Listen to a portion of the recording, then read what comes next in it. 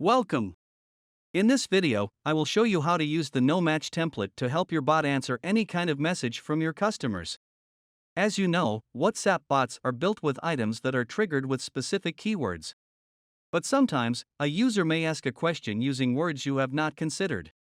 That's when the No Match template will come into play, providing an answer whenever a keyword is not recognized. Let's see how to set it up. Open your account and go to the WhatsApp module in the left sidebar. Click on Chatbot. Look for the account where you wish to configure the bot and tap on Add New Item. Select Enable as status. Indicate if the bot is set for individual chats, groups, or both. Now, indicate that yes, this is a no-match response. Write a name to identify it. Optionally, give a description. In keywords, put any word, for example, I will use hi. As the no-match template is on, this will make no difference. Ignore the next bot action field and scroll down directly to the caption box. There, write the message that must be provided as no-match answer.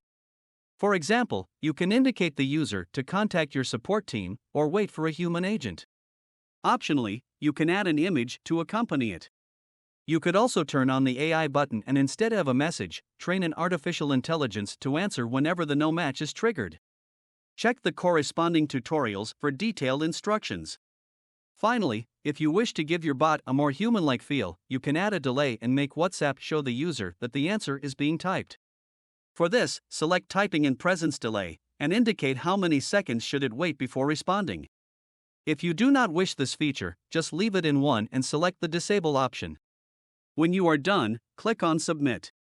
For better results, we recommend that you only have one item set up as no match per account. Don't forget to visit our tutorials section to find more information about our tools and how to make the most out of them.